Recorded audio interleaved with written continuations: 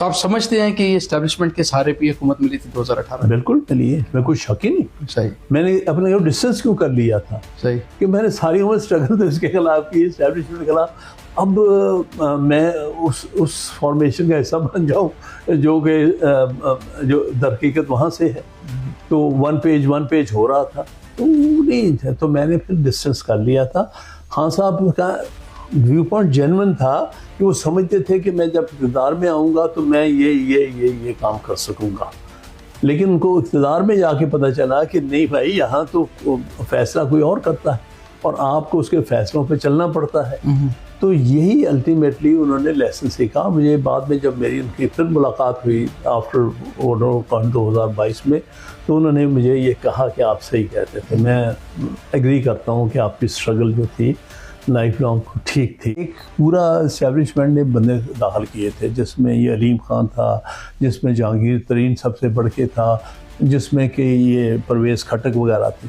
हम बहुत ख़िलाफ़ थे इन तीनों चारों के।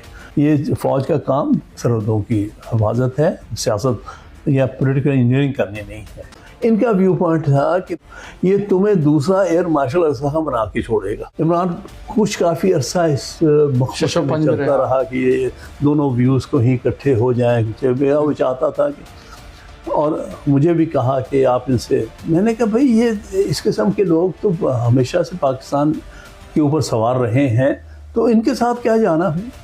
और ये कल तुम्हारे साथ भी अच्छा नहीं करेंगे, मैं आपको बता दूँ। बल्कि एक 1 to 1 मेरी इमरान खान की 2 घंटे की, उसके बाद मैंने कहा ठीक है आप जिस हफ्ते जाते हैं आप जाएं। एक 1 to 1 2-3 घंटे की वो मुलाकात है मेरी।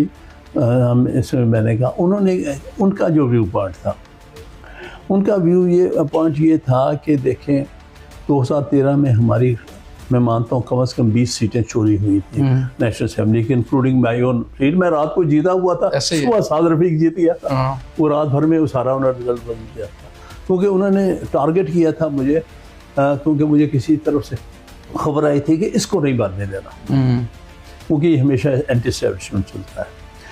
तो उसके बाद खान से यही बात हुई थी। खान का कहना था कि यार देखो, हमें इक़्तिदार में नहीं आने देंगे ये लोग, और अगर हम इक़्तिदार में नहीं आएंगे तो फिर हम वो मकसद पूरे नहीं कर सके जिसके लिए हमने मिलकर पार्टी बनाई थी।